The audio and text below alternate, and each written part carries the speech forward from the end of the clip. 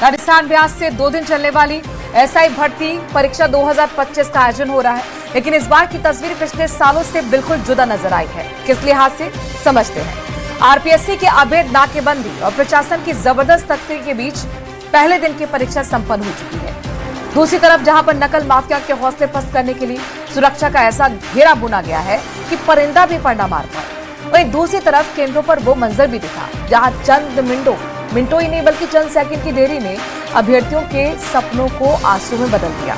मिन्नतें की गई, गुहार लगाई गई, लेकिन पिछली बार से सबक लेते हुए कड़े नियमों के कारण किसी को भी रियायत नहीं दी गई। हैरान करने वाली बात यह भी रही कि इस बार परीक्षा केंद्रों पर गैर हाजिरी का ग्राफ ऊंचा रहा है। क्या ये कानून की कड़ी सजा का खौफ था? आखिर कैसी रही आज की व्यवस्था और क्या इस बार आरपीएससी अपनी साख बचाने में कामयाब रही?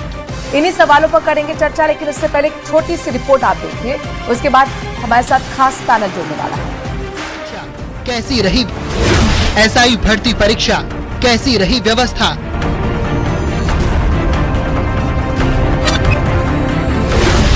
आरपीएससी की सख्ती, नकल पर नाकेबंदी, छूटा एग्जाम, मिन्नतें नहीं आई कार। भैया मेरे लेट हो गया, तेल भराने लगे। खोलवा दो ना प्लीज, प्लीज खोलवा दो ना। सजा कड़ी तभी गैर हाजिरी बढ़ी। तो मेरे साथ खास पैनल जुड़ गया है। मैं तारुफ करा दूं, शैलेंद्र गुर्जर बीजेपी के प्रवक्ता हमारे साथ जुड़ गए। बहुत स्वागत आपका। कांग्रेस की तरफ से अपनी बात रखने के लिए राजकुमार शर्मा हमारे साथ जुड़ गए। राजकुमार जी, आपका भी बहुत बहुत स्वागत। कुछ ही देर में अनिल गोटवाल पूर्व पुलिस अधिकारी भी जुड़ेंगे और किस तरीके से पुलिस की इसमें भूमिका अहम होती है उनसे समझने की कोशिश करेंगे। डॉक्टर मिथिलेश जैमिनी वरिष्ठ पत्रकार हैं जो कि युवाओं की भी बात अपने स्तर पर रखते आए हैं और एक बेरोजगारी का दर जिस तरीके से बढ़ा है राजस्थान में, जिस तरीके से पेपर लीक हुई उसको लेकर हम समझेंगे कि पिछले बार की तुलना में इस बार की व्यवस्था कैसी दिखी। क्या संतुष्ट हम कह सकते हैं इस व्यवस्था को? आरपीएससी क्या अपनी साख बचाने में कामयाब रहा है? और साथ ही ग्राउंड से हमारे अलग अलग जिलों से संवाददाता भी जुड़ेंगे, क्योंकि अब से ठीक 4 मिनट बाद पेपर खत्म होने वाला है दूसरी पारी का, जिसमें सामान्य ज्ञान और सामान्य विज्ञान का पेपर हुआ। पहली पारी 11 से 1 और अब 3 से 5 की, यानी कि सिर्फ 3 मिनट बाद काउंटडाउन शुरू हो चुका है। अभ्यर्थी जैसे आएंगे उनसे व्यवस्थाओं को तो समझेंगे ही। हितेंद्र हमारे संवाददाता जयपुर से दिख रहे हैं, उसके बाद हम 3 मिनट बाद आपके पास हितेंद्र आएंगे। लेकिन सबसे पहले शैलेंद्र गुर्जर जी, आप लोग लगातार ये दावा करते आए कि पिछले 2.5 साल में एक भी पेपर लीक नहीं हुआ है।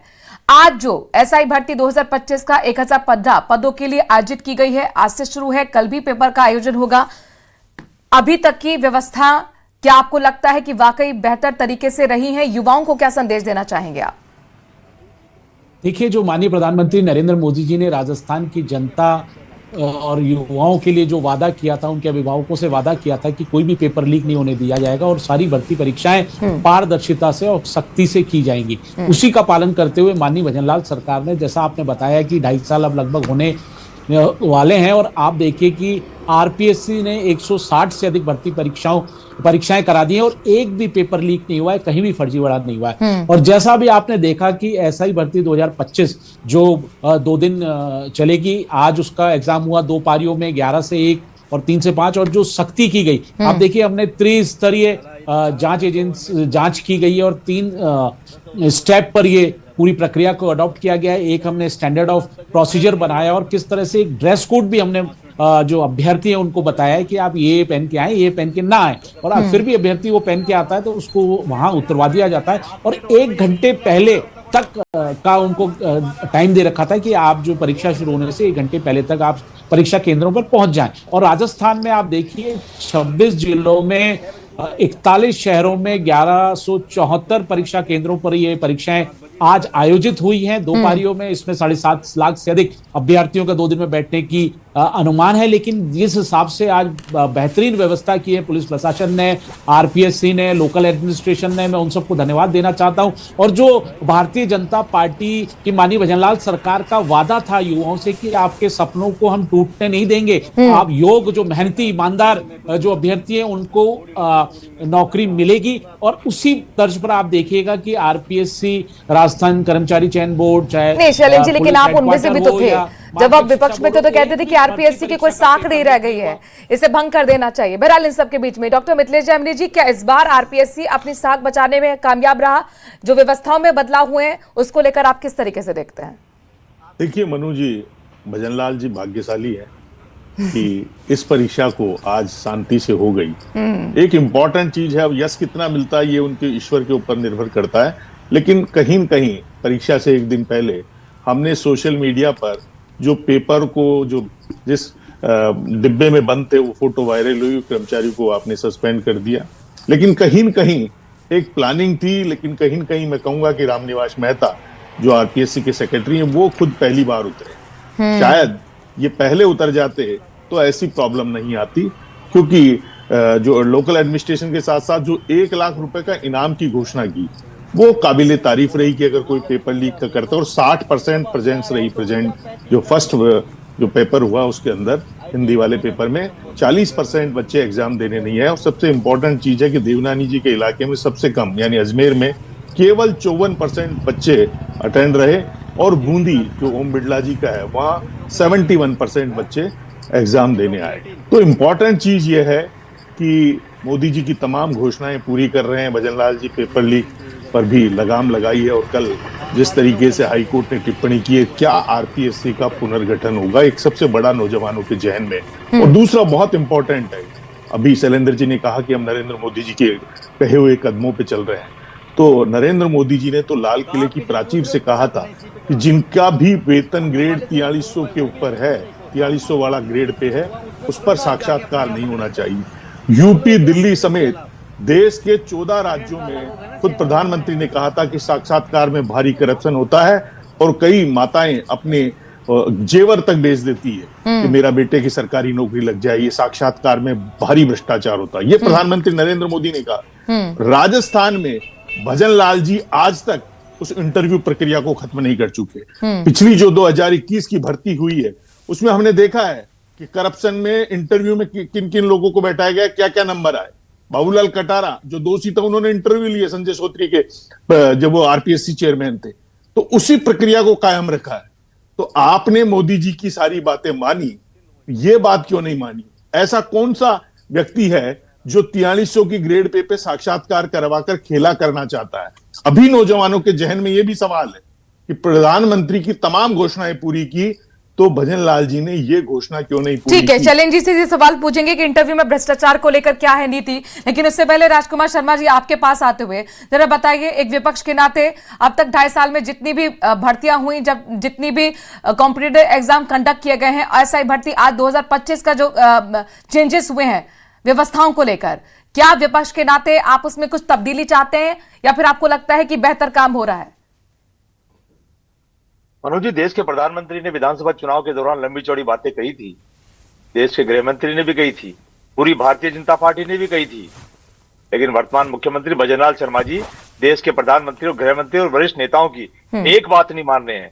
देश के प्रधानमंत्री ने राजस्थान के नौजवानों को कहा था कि आरपीएससी को भंग करेंगे, सीबीआई जांच की मांग करेंगे, और पाताल में जाके भी पेपर लीक करने वालों को पकड़ करके शिक्षकों के बीच भेजेंगे। लेकिन बड़े दुर्भाग्य के साथ कहना पड़ रहा है, कोर्ट का आदेश हो गया, सुप्रीम कोर्ट का आदेश हो गया, छोटे कोर्ट का आदेश हो गया, फिर भी भारतीय जनता पार्टी की सरकार मानने को तैयार नहीं है। भारतीय जनता पार्टी के नेताओं का हेलीकॉप्टर पाताल में उतरने को तैयार नहीं है।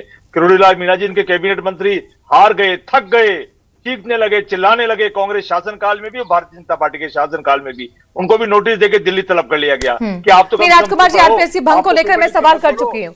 नहीं, आप ये बताइए कि एसआई भर्ती 2025 का जो आज ये आयोजन हुआ है पेपर का, व्यवस्थाएं जिस तरीके से बदली हैं, 3 लेयर सुरक्षा घेरा जो लगाया गया है, आप मानते हैं कि पेपर लीक जैसी घटनाओं पर रोक लगेगी?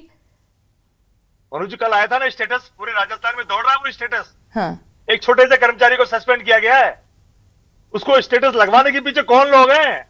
भारतीय जनता पार्टी कौन नेता मिले हुए हैं?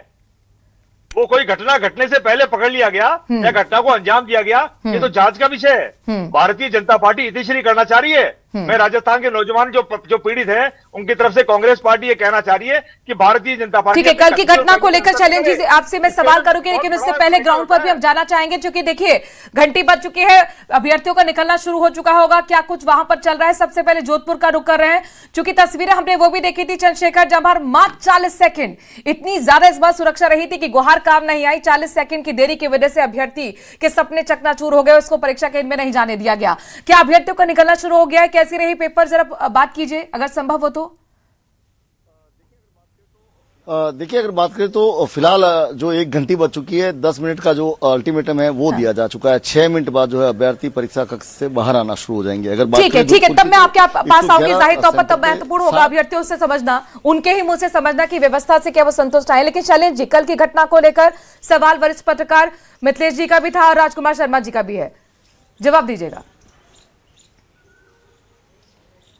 एक फोटो भेजी, जो कर्मचारी था उसने अति उत्साह में फोटो भेजी होगी कि किस तरह से अब सील बंद जो लोहे के बक्से हैं उनमें ये जा रहा है, लेकिन निश्चित तौर पर उसकी बहुत बड़ी गलती है और उसको हमने तुरंत उस पर संज्ञान लिया गया है। तो उसको ऐसी बात नहीं कि उसमें कोई पेपर लीक हुआ, वो एक अति उत्साह में उसने एक सुरक्षा में जो कमी नहीं थी उसको भी बताया कि किस तरह से अब हमने लोहे के। सुन लो पहले तो राजकुमार जी, आपको अधिकार नहीं है, आपने राजस्थान की जनता, अरे आपने राजस्थान के युवाओं का भविष्य बर्बाद करा था, आपके समय के सारे पेपर लीक है। हम उन पेपर अपराधियों को पकड़ने का काम किया है।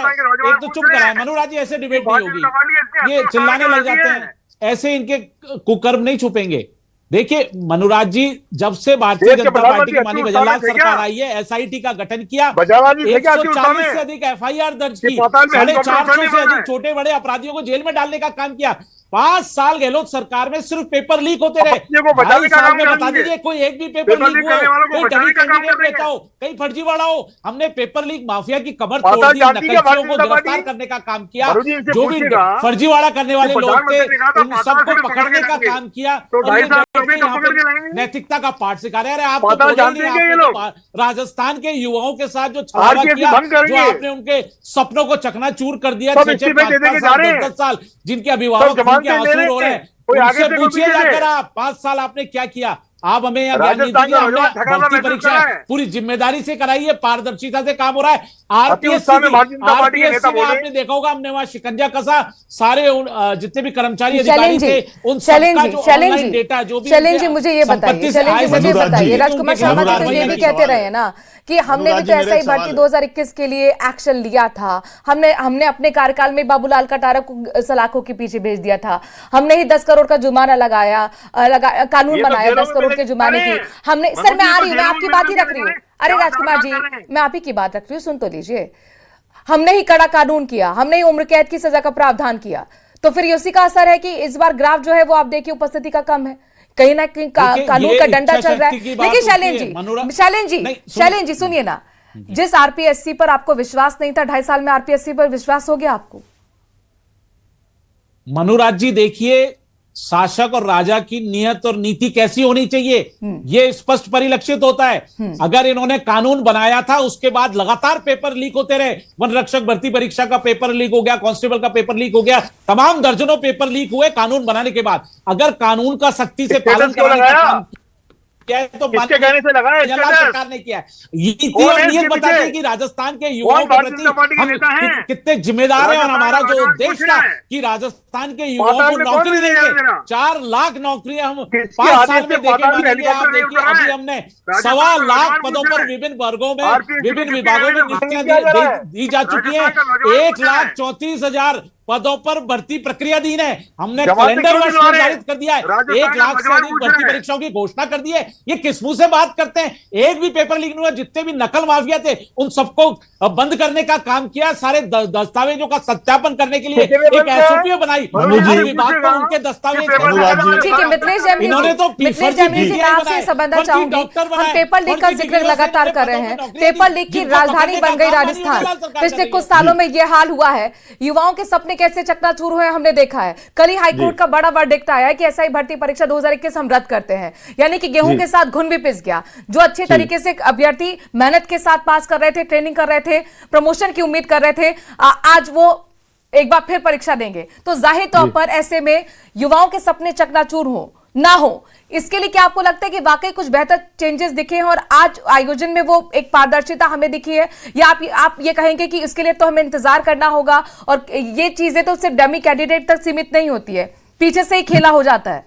देखिए मनुराज जी, जगदीश बिश्नोई की जमानत है और जमानत पे है, जो सबसे बड़ा पेपर माफिया है, उसके बीच में इस तरीके की परीक्षा का आयोजन कराना निश्चित रूप से भजनलाल जी की कार्यकुशलता को दर्शाता है। लेकिन जो अभी राजकुमार जी कह रहे हैं कि जो स्टेटस लगा है उसके पीछे किसी बीजेपी के नेता का हाथ है, ये दबे स्वर में बात उठ रही है, क्योंकि भजनलाल जी की बढ़ती हुई लोकप्रियता बीजेपी के लोगों को ही नहीं पच रही है। ये भी एक कड़वी सच्चाई है। आप देखिए, जब हालात यह है कि जिनकी परीक्षा सेंटर पे ड्यूटी थी, उन पुलिस कर्मियों को अलग से ट्रेनिंग दी गई थी और वहां पर ईएनटी विशेषज्ञ बिठाए गए थे क्योंकि ब्लूटूथ नहीं आ जाए, नोज पिन उतराई गई। तो क्या एक एम्प्लॉय की हिम्मत हो सकती है कि वो स्टेटस लगा ले? इसमें कहीं न कहीं साजिश है। शैलेंद्र जी को चाहिए कि ये कड़वी सच्चाई अपने नेताओं तक पहुंचाएं कि कोई आस्तीन का सांप आपके घर में भी बैठा हुआ है, जिसने भजनलाल जी की साख पर बट्टा लगाया है।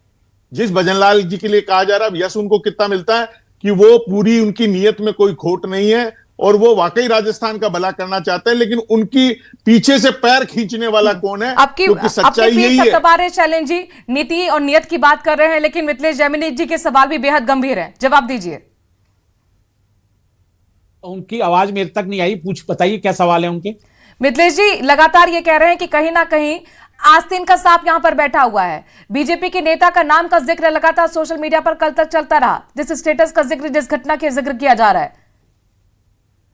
उसके बाद मैं हिमांशु के पास जाऊंगी कोटा। देखिए, आप बताइए, वही आरपीएससी जो 2.5 साल पहले, 5 साल जब गहलोत सरकार के शासनकाल में रही, लगातार पेपर लीक होते रहे, किस तरह से डाइनिंग हॉल में बैठ के पेपर बंटते रहे और किस तरह से अभ्यर्थियों का चयन होता रहा और किस तरह से कांग्रेस के नेताओं को बेनिफिट मिलता रहा। ये एक भी नेता का नाम बता दें या उसके खिलाफ कोई सबूत। ठीक है, मैं आपके पास आऊंगी। ये राजकुमार शर्मा जी बेहतर तरीके से बताएंगे, बहुत देर से वो बोलने का मौका ढूंढे। राजकुमार जी मैं आपके पास आऊंगी, लेकिन अब कोटा लिए चलते हैं। युवाओं के सपनों की नगरी है और अभ्यर्थियों का निकलना शुरू हो गया है। बात कीजिए हिमांशु, वहां पर अभ्यर्थी किस तरीके से पेपर उनको सही रहा और किस तरह की व्यवस्था उनको देखने को मिली है, बात कीजिए।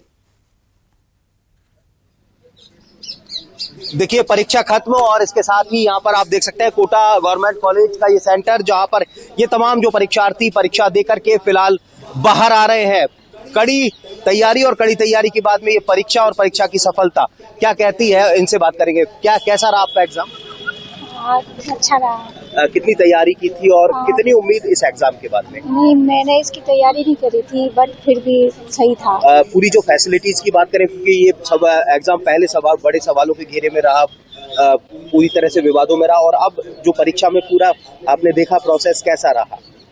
मेरे अकॉर्डिंग तो सही लगा मेरे को। सही रहा, बिल्कुल।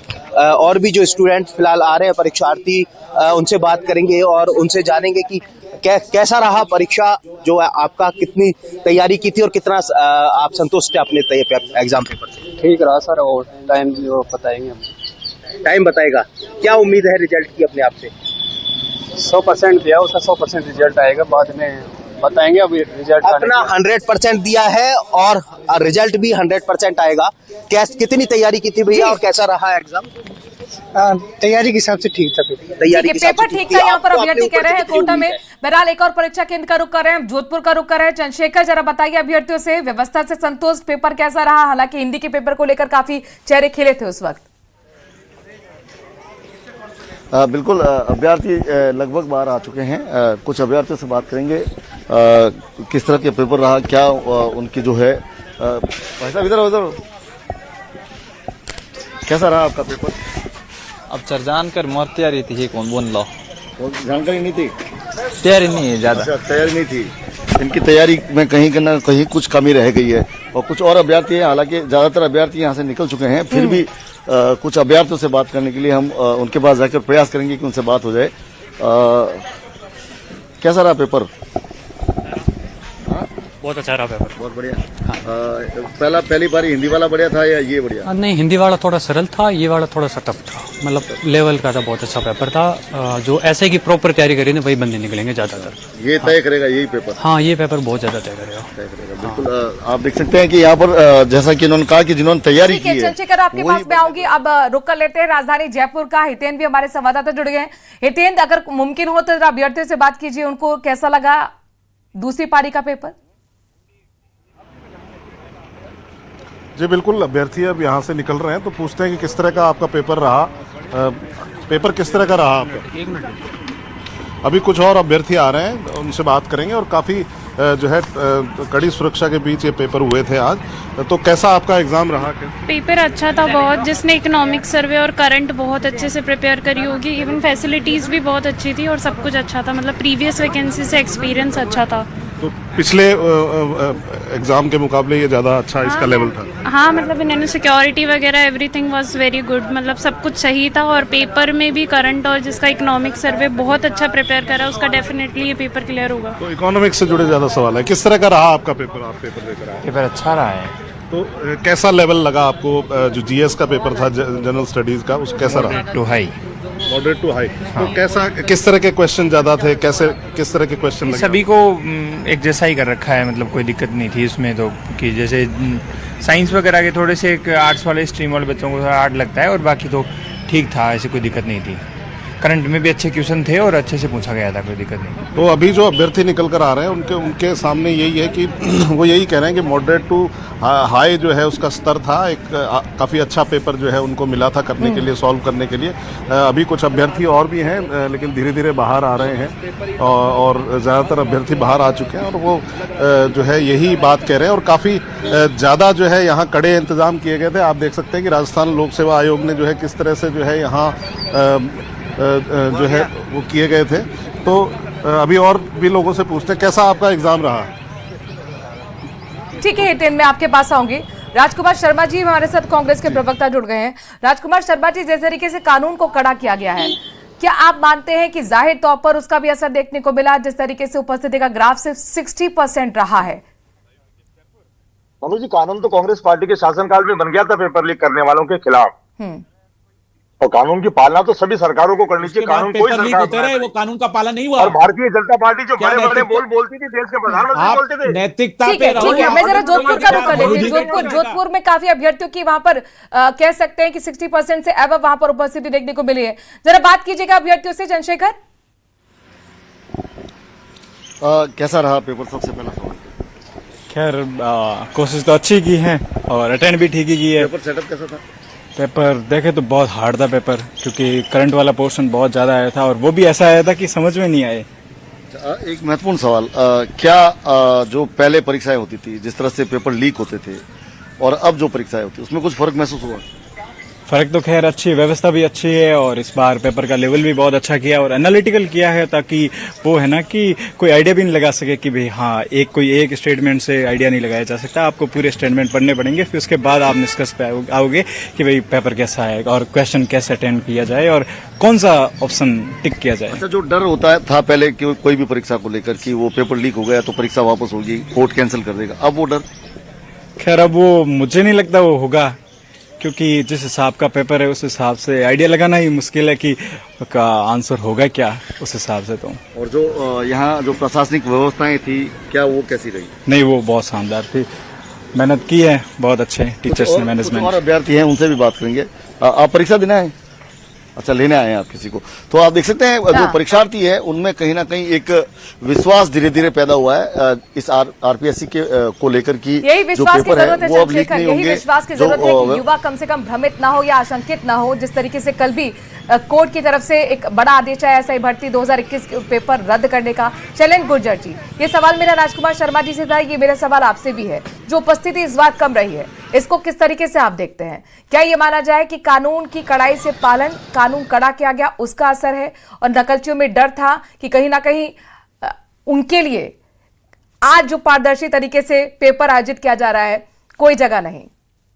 बिल्कुल निश्चित तौर पर मनोराज जी, आप देखिए न केवल ये एसआई भर्ती 2025, इससे पहले भी जितने भी 146 से अधिक भर्ती परीक्षाएं आरपीएससी ने कराई है, बड़ी सख्ती से कराई है, पारदर्शिता से कराई है। और जो मेहनत करने वाले बच्चे हैं वही एग्जाम देने आ रहे हैं, जो डमी कैंडिडेट बिठाते थे, फर्जीवाड़ा करते थे, फर्जी डॉक्यूमेंट्स लगाते थे, या माफिया पेपर लीक के माफियाओं से मिले हुए थे, या वो उनको लगता था कि पेपर का कुछ अंश हमको मिल जाएगा। वो सारी चीजें खत्म हो चुकी है पिछले पौने 2 साल में, पौने 2.25 साल में। आप देखिए माननीय भजनलाल सरकार ने जो वादा किया था युवाओं से, उसको हम निभाते हुए दिख रहे हैं। और यही आपके टीवी चैनल्स पे आप देखिए, चाहे कोटा हो, जोधपुर हो, अजमेर हो, जयपुर हो, सब जगह यही कह रहे हैं विद्यार्थी कि हमें बहुत अच्छा लग रहा है, सिक्योरिटी पूरी। अरे आप तो बोला ही मत, आपने तो 5 साल युवाओं का भविष्य बर्बाद किया, आपको बोलने का अधिकार नहीं है।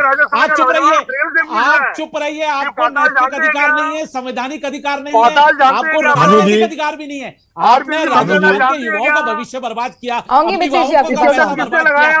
नकलचियों को संरक्षण दिया, पेपर लीक माफियाओं को पनपाने का काम किया, अपराधियों को भगाने का काम किया, हजारों डॉक्टर्स बना दिए, पीटीआई लेकिन चैलेंज जी समझना चाहिए ना, अधिकारी बना दिए आपने। तभी वो आज विपक्ष में बैठे हैं ना, जनता ने सबक सिखाने का काम किया है। मिथिलेश जैमिनी जी, लेकिन क्या आरपीएससी ने पिछली परीक्षाओं के अव्यवस्था और फेलियर से कुछ सीखा इस बार?